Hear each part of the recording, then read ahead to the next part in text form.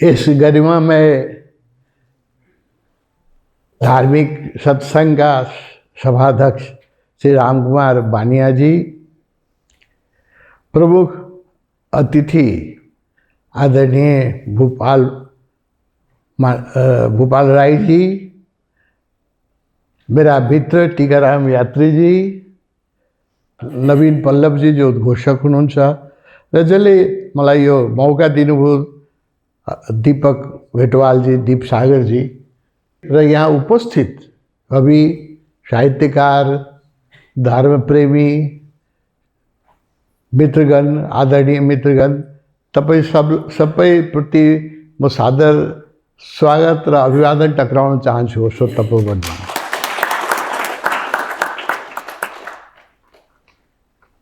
जब दीपक जीले मलाई भन्नुभयो यो कार्यक्रमको बारेमा, मैले सोचेको थिएन कि यतिको भव्य बनाउनुहुन्छ यसलाई। मैले त सोचेको थिएँ सामान्य, म आफूलाई यस लायकै ठान्दैन कि मलाई यत्रो सम्मान मान्छेले दियोस्। म त एउटा योग र साधनाको पथको विद्यार्थी हुँ, साधक हुँ, आफू पनि साधना गरिराखेका छौँ र मसँग जसलाई मैले बाँट्न सक्छु त्यस्ता मित्रहरूलाई साधना र योगको मार्गमा लगाइराख्ने एउटा यात्री हुँ। यत्रो भव्य समारोह गर्नुहुन्छ थाहा पाएको भए म सायद डराउँथेँ।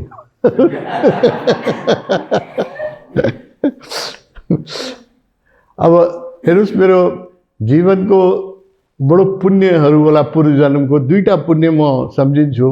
एउटा बडो पूर्वजन्मको पुण्य होला जब मैले विद्यार्थी कालमै, आजभन्दा 56 वर्ष पूर्व, मेरो आफ्नो गुरु ओशोजीलाई को दर्शन पाएँ, उहाँलाई भेटेँ र उहाँले मलाई आफ्नो शिष्यको रूपमा पछि स्वीकार गर्नुभयो। यो मेरो पूर्वजन्मको धेरै पुण्यको कमाई होला। अर्को पनि पूर्वजन्ममा मैले केही सत्कर्म गरे होला। तब मलाई यो हिमाली क्षेत्रमा, यो बुद्ध क्षेत्रमा, जहाँ पवित्र यो पुरुषहरूको रूपान्तरण भएको छ, जहाँ ध्यान धर्मको जन्मभूमि हो, त्यहाँ मलाई पनि परमात्माले जन्म दियो नेपालमा। त्यो पनि मेरो ठुलो पूर्वजन्मको पुण्य होला जस्तो लाग्छ। सामान्य देख्दाखेरि हाम्रो देश भौतिक रूपले गरिब छ, तर यसको जुन आध्यात्मिक सम्पदा छ, यसको जो सांस्कृतिक सम्पदा छ, त्यो देख्ने र बुझ्ने मान्छेहरू, जसरी अहिले नेपालीहरू अमेरिकाको ग्रीन कार्डको लागि या पर्मानेन्ट रेजिडेन्स युपीको युरोपको लागि चाहिँ एकदम छटपटाइरहेको हुन्छ, त्यो पायो भने त परमात्माले पाए जस्तै लाग्छ। त्यस्तै जो विश्वमा मैले ध्यानको प्रचार गर्नलाई विभिन्न दुनियाँको विकसित देशहरूमा घुमेँ, क्यानाडा, अस्ट्रेलिया, युरोपका लगभग सबै देशमा र अमेरिकामा, क्यानाडामा, अस्ट्रेलियामा मैले के भेटाएँ एउटा भने, त्यहाँ पनि यस्ता व्यक्तिहरू छन् जो नेपाल आएर बस्न चाहन्छन्, हैन। यसको भ्यालु बुझ्ने मान्छे त्यहाँ पनि छन् र उनीहरूले मलाई क्यानाडामा एकजना बहुत ठुलो हस्पिटल चलाइराख्नु भएको डाक्टर साहब, उहाँले मसँग दीक्षा लिनुभयो, योग ओशोको शिष्य बन्नुभयो। केही दिनपछि मलाई उहाँले के भन्नुभयो भने, हामीले धेरै नेपालीहरूलाई चाहिँ क्यानाडामा चाहिँ पर्मानेन्ट रेजिडेन्ट दिएका छौँ, पिआर दिएका छौँ। तपाईँले प्रयास गरेर नेपालमा मलाई पिआर दिलाइदिनुभयो भने म यो हस्पिटल बेचेर सबै पैसा लिएर आएर नेपालमा जहाँ भन्नुहुन्छ एउटा गरिबहरूको लागि हस्पिटल बनाइदिन्छु र म नेपालमा बस्न चाहन्छु, हैन। अब यस्ता बुझ्ने मान्छेहरू, ध्यान र योग बुझ्ने र नेपालको जुन सम्पदा छ त्यसलाई बुझ्ने मान्छे पनि विश्वमा धेरै छन्। त्यस कारण मैले यो कुरा यहाँका नेताहरूको अगाडि यो राख्या कि हामीले पनि पिआरको सिस्टम बनाऊँ, हैन। पर्मानेन्ट रेजिडेन्ट जो लायक व्यक्ति छ, हैन, जसले यो माटोको मूल्य बुझ्न सक्छ। गरिबी छ, आर्थिक रूपले हाम्रा नवयुवकहरू नि गइराखेका छन्, त्यो अर्कै कुरा हो। त्यसको आध्यात्मिक सम्पदा बुझ्ने मान्छे पनि संसारमा छ र उनीहरूले आफ्नो सर्वस्व लिएर आउँछ, हामीमाथि लाइबिलिटिज बन्दैन, एसेट बनेर आउँछ। अरबौँको सम्पत्ति, करोडौँको सम्पत्ति लिएर आउँछ र उनीहरू यहाँ साधना गरेर जान्छन्। त्यस कारणले हामी कहाँ पनि आध्यात्मिक व्यक्तिहरूको लागि, लायक व्यक्तिहरूको लागि पिआरको सिस्टम गरौँ, पर्मानेन्ट रेजिडेन्ट। हामीले पनि ग्रिन कार्ड दिउँ। तर मैले सुनेको थिएँ, पछि त्यो अनुभव पनि भयो कि पशुपतिनाथले बोल्नुहुन्न, नेताजीहरूले सुन्नुहुन्न।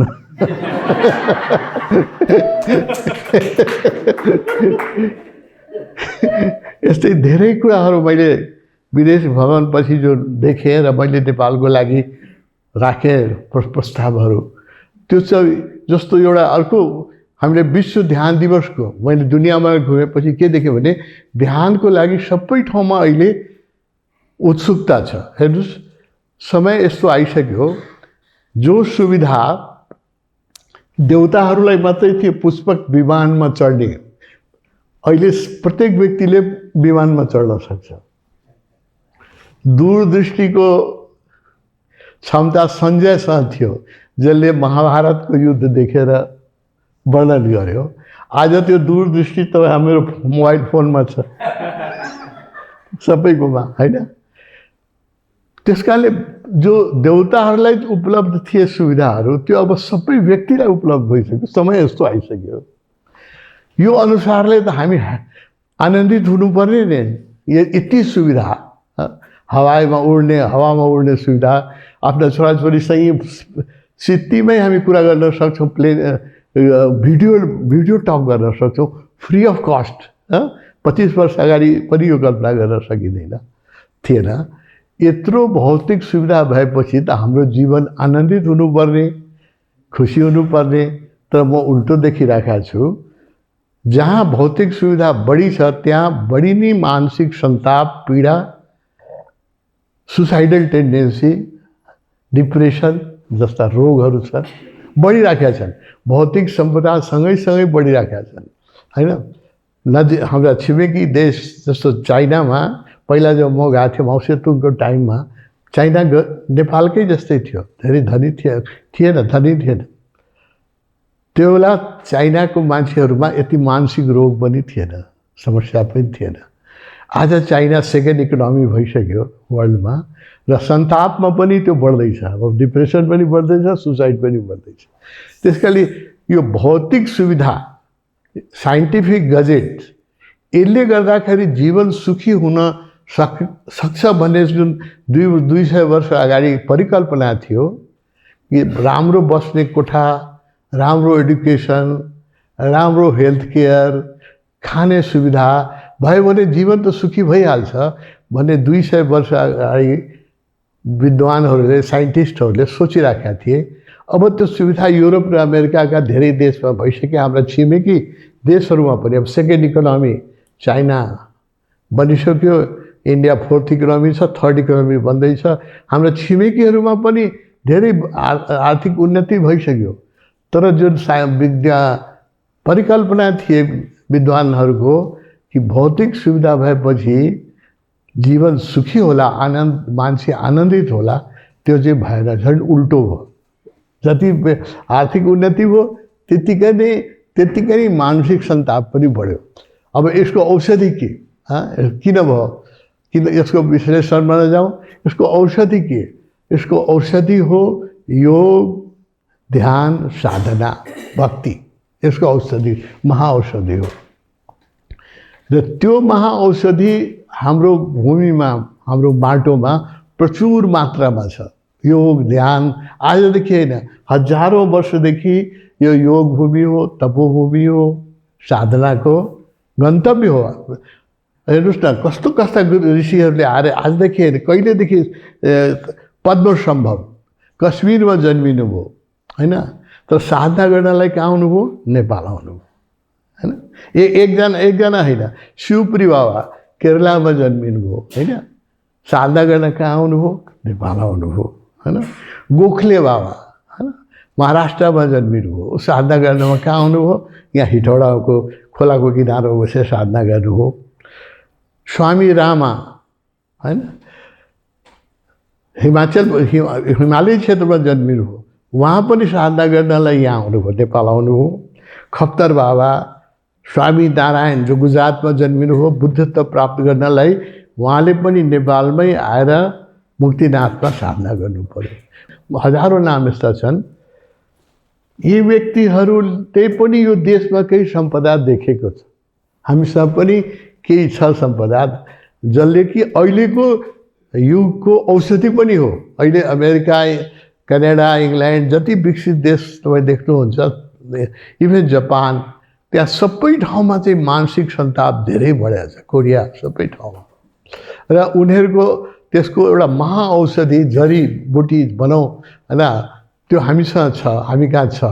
त्यो ध्यान भूमि, तपोभूमि, योग भूमि भएको हुनाले यो गन्तव्य बन्न सक्छ। म यसमा प्रयास गरिराखेको छु कि जसरी योगको लागि के भन्छ भने दुनियाँमा योगको क्यापिटल ऋषिकेश हो। योग मात्रै सिक्नलाई ऋषिकेश जस्तो एउटा सानो सहरमा 12 लाख मान्छे प्रत्येक वर्ष आउँछन्, जो नेपालको टोटल टुरिज्म हो। त्यति एउटा सहरले तान्छ योग सिक्नलाई। अब म पहिला 45 वर्ष अगाडि जब लुम्बिनी गएँ, लुम्बिनीको दुर्दशा देखेँ र त्यसको महत्ता बुझेँ। मलाई के लाग्यो भने त्यसलाई मैले लेखेका थिएँ पत्रिकाहरूमा, टीकारामजीहरूसँग इन्टरभ्यूमा पनि यो कुरा बराबर भनिरहेको छु, यही कुरा दोहोऱ्याइरहेको छु कि यदि हामीले राम्रोसँग व्यवस्था गर्न सक्यो भने लुम्बिनीले मात्रै, लुम्बिनीमा हेर्नुहोस् न, बुद्धलाई मान्ने अहिले संसारमा हिन्दूले पनि आफ्नो अवतार मान्छन् विष्णुको, बुद्धिस्टले पनि मान्छन्। 1.5 अरब त बुद्धलाई देवता मान्ने नै छन्। र बाँकी व्यक्ति पनि जो संसारमा छन् अहिले पश्चिमी जगतमा फास्टेस्ट ग्रोइङ रिलिजन जो हो बुद्धिज्म हो, जर्मनीमा, फ्रान्समा, अमेरिकामा हैन। बुद्धका यति प्रेमीहरू छन्। लुम्बिनीले मात्रै 15-20 लाख टुरिस्ट तान्न सक्छ भने आजभन्दा 45 वर्ष अगाडि नि लुम्बिनी देखेर आएपछि मैले लेख लेखेका थिएँ। आज पनि लुम्बिनी हेर्नलाई साँच्चै भन्यो भने विदेशी त्यहाँ राति बस्ने 1 लाख पनि आउँदैन। आउँछन् तर इन्डियाबाट आउँछन्, दर्शन गर्छन्, फुड प्याकेट लिएर आउँछन्, ती बसेर खान्छन्, प्याकेट चाहिँ नेपालमा फाल्छन् अनि फेरि इन्डिया फर्केर जान्छन्। यो दशा छ होइन। हामी कहाँ सम्भावना, अनन्त सम्भावना परमात्माले दिएको छ, प्रकृतिले दिएको छ। हिमालको यत्रो आकर्षण छ। हेर्नुहोस् न, इफिल टावर हेर्नलाई फ्रान्समा 6 करोडभन्दा बढी मान्छे जान्छन् भने माउन्ट एभरेस्ट हेर्नलाई आउन सक्दैन 6 करोड मान्छे। त्यो टावर एउटा हेर्नलाई 6 करोड जान्छ भने माउन्ट एभरेस्टको कत्रो आकर्षण छ, विश्व आकर्षण छ। हामीसँग कनेक्टिभिटी छैन, हामीसँग त्यसको व्यवस्थापन हामी गर्न सक्दैनौँ। नेपाल यति धनी राष्ट्र हो, आध्यात्मिक रूपले मात्र होइन, भौतिक रूपले पनि परमात्माले हामीलाई राम्रो खोला नाला दिनुभएको छ, यस्तो हरियाली जङ्गल दिनुभएको छ, हिमाल जस्तो आकर्षण दिनुभएको छ, लुम्बिनी जस्तो तीर्थ दिनुभएको छ, जनकपुर, मुक्तिनाथ, पशुपतिनाथ, कति नाम गनाउँ होइन। यस्तो आकर्षणका केन्द्रहरू छन् जो हामीले यसलाई मार्केटिङ गर्न जाने भने नेपाल टुरिज्मले नै धनाढ्य हुन सक्छ, अरू केही गर्नु पर्दैन। टुरिज्मले नै नेपाल धनाढ्य हुन सक्छ भन्ने लेख बराबर लेख्दै आइरहेको छु, बोल्दै आइरहेको छु। कुनै न कुनै दिन त्यो दिन आउला जस्तो म प्रतीक्षामा छु। अब भैरवामा एयरपोर्ट बन्दाखेरि हामीलाई यति खुसी लागेको थियो कि अब लुम्बिनीमा लाखौँ करोडौँ मान्छे आउला, तर त्यो एयरपोर्ट बन्यो, विवेक हाम्रो पुगेन। पहिला हामीले कनेक्टिभिटी हेरेन, एयरपोर्ट बनेर पोखरा र भैरवाको एयरपोर्ट अहिले थन्केर बसेको छ। त्यसको जुन ब्याज तिर्नुपर्छ सिभिल एभिएसनलाई, त्यो बनाउँदाखेरि जुन ऋण छ चाइनाको, त्यसको जुन ब्याज तिर्नुपर्छ र ऋण तिर्नुपर्छ, त्यसैबाट हाम्रो सिभिल एभिएसनको हालत खराब छ होइन। यस्तो यथार्थ यस्तो हो होइन। सम्भावना एउटा कस्तो छ, सुनको खानीमा हामी जन्मेका छौँ, सम्भावना यस्तो छ, यथार्थ चाहिँ बडो दुःखद छ होइन। यसको लागि अब अहिले एक परिवर्तनको केही सङ्केतहरू आइरहेका छौँ। भगवान् पशुपतिनाथसँग प्रार्थना गरौँ कि अब केही परिवर्तन होला र हाम्रो चेत जाग्ला र हामी यो देशलाई चाहिँ एउटा गन्तव्य राष्ट्र, योग र ध्यानको क्यापिटल बनाउँ। यसलाई अहिले नि तपोवनमा हाम्रो सानो छ तपोवन जस्तै तपाईँलाई भनौँ नेपालमा ओशोको अहिले 90वटा आश्रम सानो ठुलो गएर भइसक्यो। 90वटा आश्रम, बेसीदेखि महाकालीसम्म। यस्तै कम्युनहरू जहाँ सायद अब यो तपोवनमा 300 मान्छे बस्न सक्ने कोठाहरू छ। यस्तै कम्युनहरू पनि हामीसँग 6वटा भइसक्यो, 2टा अरू बनाउँदैछौँ हामी, 8वटा। अब यो सब जो भौतिकताले एकदम दुखित छन्, पश्चिमीहरू परेशान छन्, डिप्रेसनमा छन्, उनीहरूको लागि एउटा गन्तव्य बन्न सक्छ, आध्यात्मिक गन्तव्य बन्न सक्छ। इट क्यान बिकम, जस्तो ऋषिकेश योगाको राजधानी बन्यो भने हामी नेपाललाई ध्यानको राजधानी बनाऊँ, क्यापिटल अफ मेडिटेसन बनाऊँ भन्ने म वर्षौँदेखि कराइराखेका छौँ। धेरै वर्ष कराएपछि एउटा कुरा त भयो, विश्व ध्यान दिवसको लागि हामीले मैले कराउन सुरु गरेको त 2014देखि थियो। लास्ट इयर त्यो पास हो। एउटा चाहिँ हाम्रो इच्छा भगवान्ले पुरा गरिदिनु हो।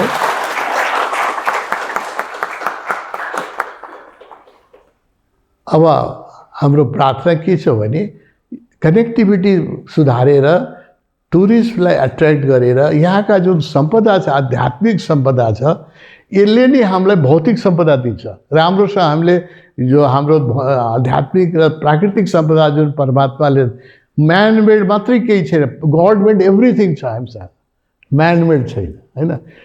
कस्तो कन्ट्री छ, दुबई छन् हैन, सिङ्गापुर छ, हेर्नुहोस् गडमेड केही पनि छैन, त्यहाँ मरुभूमि जस्तै छ, केही पनि छैन। तर म्यानमेडले त्यो दुनियाँको सबभन्दा सम्पन्न राष्ट्रहरू बनिसक्यो। अब हामी त्यसलाई के चाहन्छौँ भने परमात्माले त हामीले दियो, हामीले पनि केही दियौँ यो राष्ट्रलाई, र यसलाई चाहिँ हामी एउटा आध्यात्मिक गन्तव्य बनाऊँ। यही उद्देश्यले मैले यो तपोवन ओशोका आश्रमहरू खोलिराखेका छौँ नेपालमा, विश्वभरिमा, र यसको एउटा नेपालको एउटा पहिचान बनिसकेका छ। तपोवन ओशोले गर्दाखेरि पनि ओशोको सम्बन्ध, जसरी बुद्ध धर्म के भयो भने जन्मियो, बुद्ध जन्मिनुभयो नेपालमा, इन्लाइटेड हुनुभयो इन्डियामा। एक टाइम यस्तो आयो जब बुद्ध धर्मलाई खेद्यो नेपालले पनि खेद्यो। राणाकालमा यहाँ बुद्ध भिक्षुलाई सीमा कटाइदिन्थ्यो, बस्नै दिन्थ्यो होइन।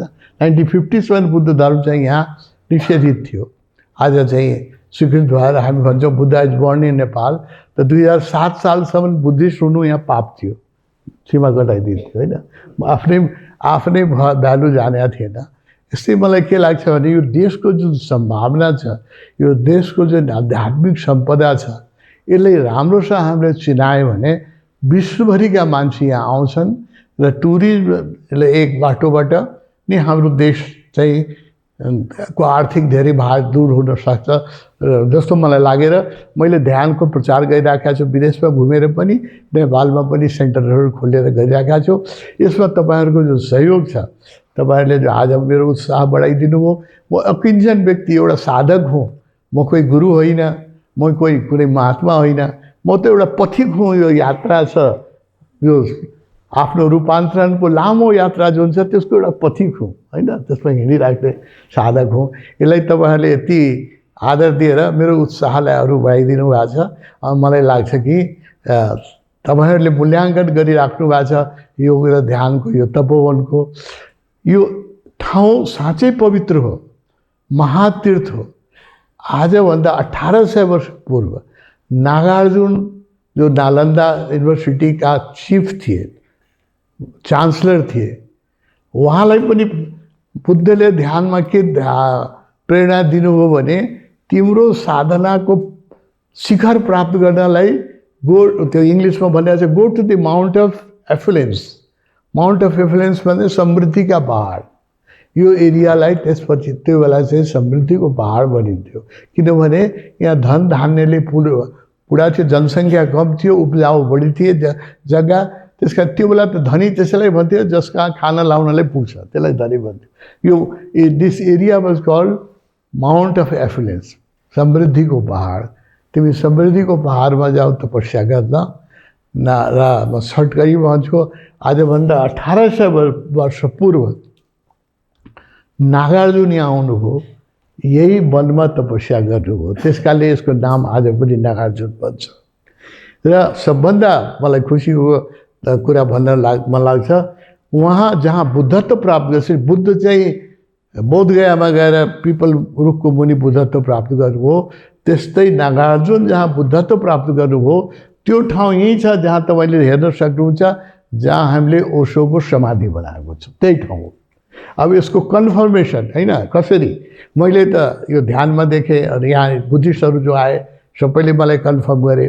जब यो बन्यो, समाधि बन्यो, यसको उद्घाटन म चाहन्थेँ दलाई लामाले गरून्, किनभने नागार्जुनसँग सम्बन्धित छ।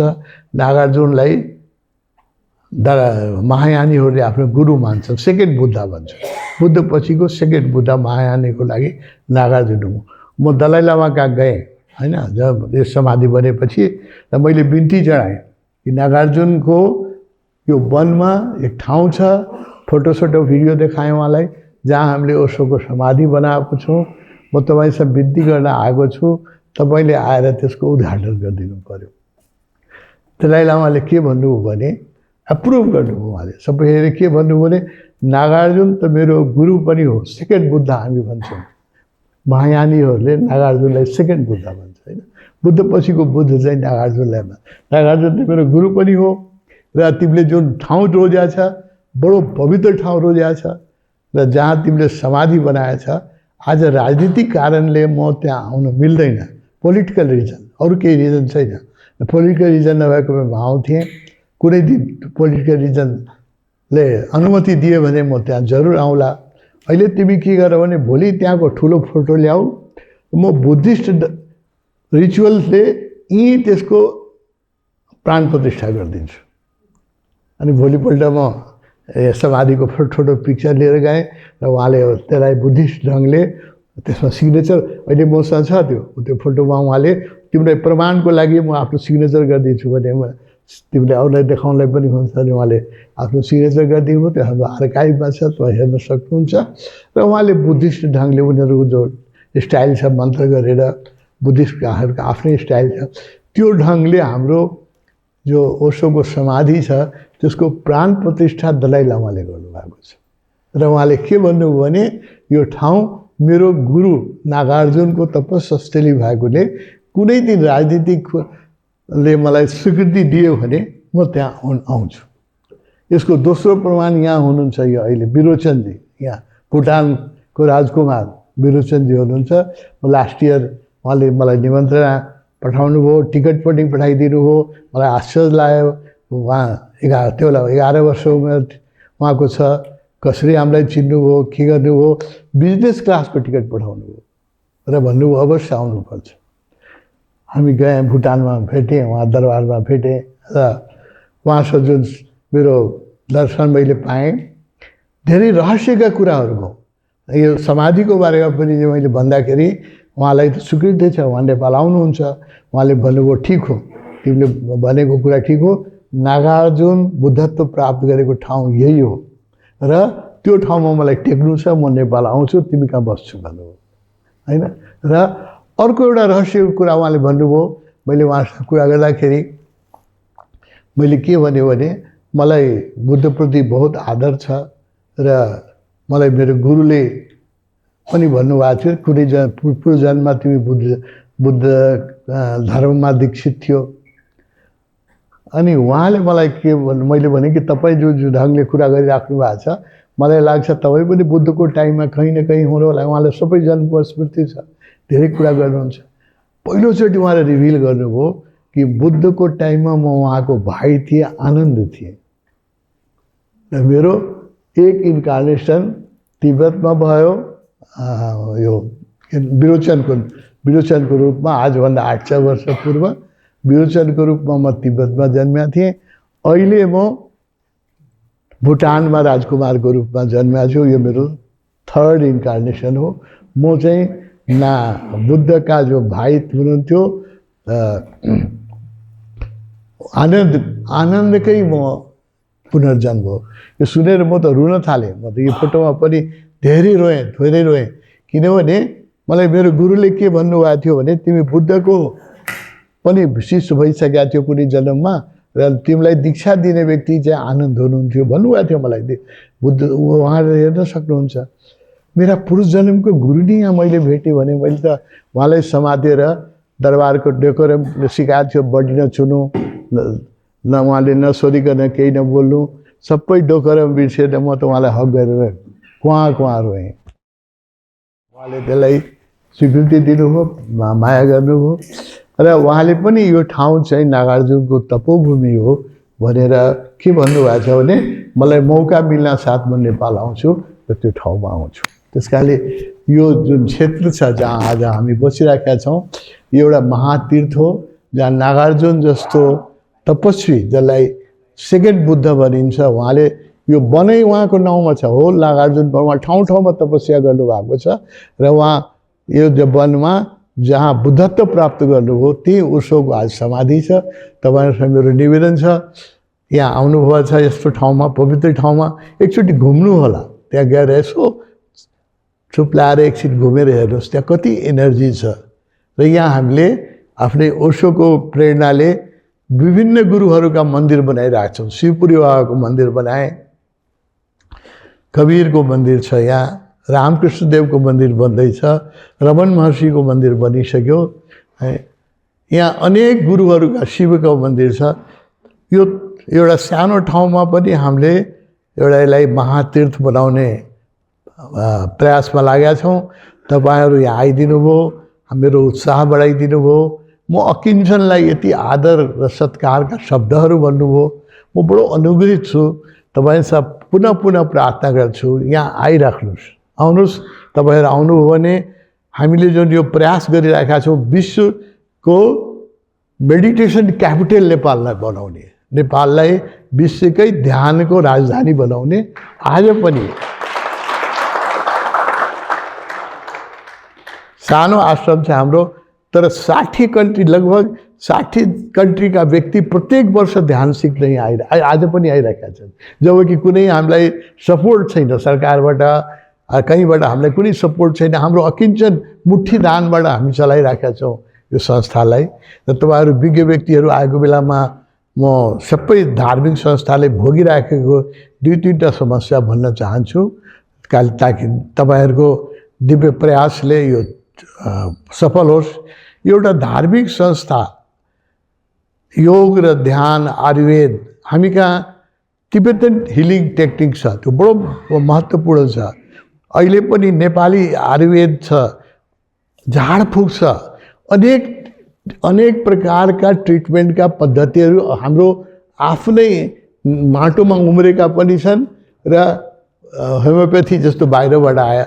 यिनीहरूलाई हेर्ने कोही मन्त्रालय छैन र योग र ध्यान हामीहरू जो संस्था चलाइराखेका छौँ, हाम्रो कुनै गार्जियन छैन। हामीले बार नेपाल सरकारलाई प्रार्थना के गरिराखेका छौँ भने हामीलाई एउटा गार्जियन दियो। जस्तो इन्डियामा आयुष मन्त्रालय छ, विदेशहरूमा पनि वेलफेयर मिनिस्ट्री हुन्छ यस्तो कामहरू हेर्ने। नेपालमा पनि एउटा यस्तो मन्त्रालय होस् जसले योग, ध्यान, होमियोप्याथी, आयुर्वेद, होइन, नेचुरल जडीबुटी, नेपालको जुन आफै तिब्बतन हिलिङ प्रोसेस छ, यिनीहरूको गार्जियन एउटा बनोस् भन्ने मेरो प्रार्थना छ। यसमा तपाईँहरूको मलाई सहयोग चाहिन्छ। यो भयो भने धार्मिक संस्थाहरूले एउटा अभिभावक पाउँछ। अहिले हाम्रो कोही हामीलाई कोही समस्या पऱ्यो भने कहाँ जाने, होइन? प्राइम मिनिस्टर साहब भेट्न त्यति सजिलो हुँदैन। उहाँ गयो भने पनि उहाँसँग टाउकोमा यति समस्या हुन्छ कि हाम्रो यो सानो समस्याले ठाउँै पाउँदैन त्यसमा, होइन? त्यसैले एउटा मन्त्रालय यस्तो भइदियो भने म मात्र होइन, यहाँ आयुर्वेदका धेरै विद्वानहरू हुनुहुन्छ, योगका धेरै विद्वानहरू हुनुहुन्छ, धेरै धार्मिक संस्थाहरू छ, विपासना जस्तो ध्यान केन्द्र छ जहाँ कि हजारौँ व्यक्तिले प्रत्येक महिना ध्यान सिकिराखेका छ। हाम्रो अभिभावक एउटा चाहियो, हाम्रो समस्या बुझिदिने एउटा मन्त्रालय चाहियो।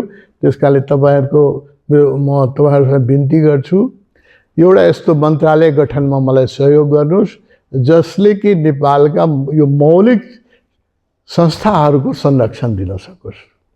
अर्को हेर्नुहोस् कस्तो ठुलो समस्या छ। हामीले ब्याङ्कमा पैसा राख्यो भने ब्याजमा 6% ट्याक्स काट्छ व्यक्तिको, तर धार्मिक संस्था हामी जुन छौँ मुठी दान लिएर आएर नेपालीको घर घरमा गएर उन साधकहरूको मुठी दानले चलेको संस्थामा जब हामी केही पैसा जम्मा गर्छौँ भने हाम्रो ब्याजमा 15% ट्याक्स काट्छ धार्मिक संस्थाको। यो अन्याय हो, यो संसारमा कहीँ पनि छैन। संसारमा हरेक देशमा धार्मिक संस्थाको उसमा ब्याज लाग्दैन और उल्टै गभर्मेन्टले म्याचिङ फन्ड दिन्छ। जति हामीले चन्दाबाट उठाए अमेरिकाको सेन्टरले जति उठाउँछ त्यतिकै उहाँको सरकारले चाहिँ म्याचिङ फन्ड दिन्छ, अरू पैसा दिन्छ। हामीलाई हाम्रो मुठी दानबाट ल्याएको सम्पत्तिमा 15% ट्याक्स काटिदिन्छ गभर्मेन्टले।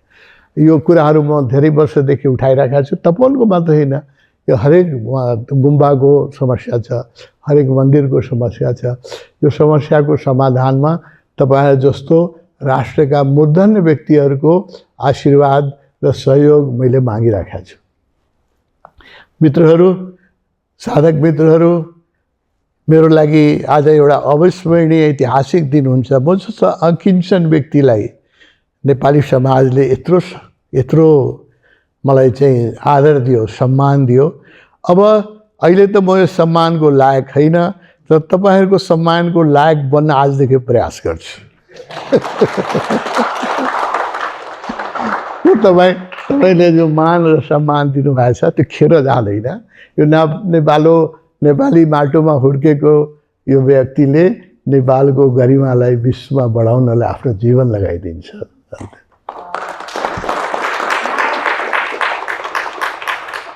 तपाईहरुलाई ओशोका जुन मैले भने नि, मैले पूर्वजन्ममा धेरै तपस्या गरेका थिएँ नेपालमा जन्मिनलाई र ओशो जस्तो गुरु भेटाउनलाई। ओशोका बुद्धको बारेमा मात्रै 70वटा किताब छ। बुद्धका दर्शन, हार्ट सूत्र, डायमन्ड सूत्र, जसको कसैले अर्थ गर्न सक्दैन, जटिल पुस्तकहरूको उहाँले व्याख्या गर्नुभएको छ। बुद्धका माथि बोलेका दर्शनमा उहाँको 70वटा किताब छ र टोटल उहाँको 700 किताब छ यहाँ, हैन? त्यो किताब डिस्प्लेमा छ। म के आग्रह गर्न चाहन्छु भने तपाईँ आफै हेर्नुहोस्, तपाईँले जुन किताब मनपर्छ त्यो आज हामी कस्ट प्राइसमा, जो हाम्रो प्रिन्टिङ प्राइस छ त्यो प्राइसमा आश्रमले तपाईँलाई दिन तयार छ। तपाईँ हेर्नु होला साहित्यमा, ओशोको साहित्य अहिलेको समयमा धर्मको, बुद्धको बुझ्ने र बुझाउने सबभन्दा महत्त्वपूर्ण साहित्य हो। बुद्धलाई जति ओशोले प्रेम गर्नुभएको छ, सायदै कसैले प्रेम गरे होला। र यो नेपाली भूमिमा ओशो पनि आउनुभएको थियो 1987 मा। उहाँ पनि के आउनुभएको थियो भने नेपालमै बस्छु भनेर आउनुभएको थियो। यही शरीर छोड्ने उहाँको इच्छा के थियो भने हिमालमै शरीर छोड्नु पर्यो। जन्मने कहीँ, कर्म गर्ने कहीँ, त शरीर छोड्ने ठाउँ चाहिँ हिमालय हो। जसरी लाओत्सेले पनि चीनमा जन्मेर मर्नलाई तिब्बतमा आएर शरीर छोडे, हिमालमा आएर शरीर छोडे। धेरै सन्तहरूले हिमालमा आएर शरीर छोड्नु भएको हुनाले ओशोले पनि चाहनुहुन्थ्यो कि मेरो अन्तिम दिन नेपालमा होस् भनेर उहाँ 87 मा आउनुभयो। नेपालबाट जानलाई आउनु भएको थिएन, यहाँ सधैँ बस्नलाई आउनु भएको थियो। हामी व्यवस्था मिलाउँदै थिएँ, तर विदेशी यति प्रेसर आयो, पश्चिमी मतान्ध व्यक्तिहरू उहाँका विरोधी छन् अहिले पनि, उनीहरूको यति प्रेसर आयो कि हाम्रो सानो नेपाल सरकारले त्यो प्रेसर सहन सकेन र हामीले त्यो ठाउँ बनाउन सकेन। र ओशो दुखी भएर जानुभयो। उहाँ आउनुभएको थियो कि म मेरा जीवनका अन्तिम वर्षहरू म नेपालमा बिताउँछु भनेर आउनुभएको थियो। उहाँ शरीरमा आज हुनुहुन्न, त अशरीरी रूपमा सबभन्दा सक्रिय नेपालमा हुनुहुन्छ। मैले अघि नै बिन्ती गरेँ, जसरी बुद्ध नेपालमा जन्मे पनि एक समय नेपालबाट उहाँको धर्मलाई बाहिर गरिदिएका थिए। इन्डियामा इन्लाइटेड भए पनि 12औं शताब्दीमा जब पश्चिमी एसियाबाट आक्रमणहरू भयो, सबै बुद्ध मोनेस्ट्रीहरू जलाइएको थियो। नालन्दा जस्तो युनिभर्सिटी जलाइयो, होइन? बुद्धका सारा साहित्य जलाइयो। कसले जोगायो भने तिब्बतले जोगायो। तिब्बतको हिमाली क्षेत्रले बुद्ध धर्मका अमूल्य डायमन्ड सूत्र, हार्ट सूत्र, यस धम्मो सनातनो जति आज किताब छ त्यो सबै तिब्बतले बचायो। त्यस्तै प्रयास आज नेपालमा भइरहेछ। ओशोको धर्मलाई पनि विधर्मीहरूले मेटाउन कोसिस गरिरहेका छन्। तर नेपालमा हाम्रो 90 सेन्टर छ। 1.5 लाख जति, 1.5 लाख जति हामी सन्यासी छौँ। र हामी नेपालमा जसरी बुद्ध धर्मलाई तिब्बतले जोगाएर फेरि विश्वमा फर्कायो, हामी के चाहन्छौँ? इन्डियामा जन्मिनु भएको थियो ओशो, तर उहाँको ओशो धर्म अहिले नेपालमा संरक्षित छ। र यसलाई समय आएपछि जब सबै दुनियाँले बुझ्छ, हामी दुनियाँमा यो वितरण गर्छौँ। एउटा साधारण काम होइन। बरु ठुलो काममा हामी लागेका छौँ। तपाईँ जस्तो सहृदय मित्रहरूको आशीर्वाद, तपाईँहरूको प्रेम मलाई चाहिएको छ। आज जुन मैले प्रेम पाएँ, म आजन्म बिर्सिन सक्दिनँ। एउटा अकिञ्चन व्यक्तिलाई यतिकै आदर तपाईँले दिनुभयो, यसले मेरो सङ्कल्प, मेरो आत्मविश्वास अरू बढाएको छ। यो आत्मविश्वासले यो माटो, जुन माटोमा मलाई परमात्माले पुण्यले जन्माएको, यो साधारण माटो होइन। यतिका ऋषि किन आउँथे नेपालमा तपस्या गर्ने? यो साधारण माटो भएको भए पद्मसम्भव किन आउँथे, होइन? शिवपुरीवा किन आउनुहुन्थ्यो? नागार्जुन किन आउँथे तपस्या गर्नलाई? यो आध्यात्मिक रूपले बडो पवित्र माटो हो। यो माटोको इज्जत, यो माटोको प्रतिष्ठा, यो माटोको आत्मसम्मान जगाउनमा मेरो जीवन पनि लागोस् र सफल होस्। तपाईँहरूसँग आशीर्वाद माग्छु। धन्यवाद। जय जय धन्यवाद।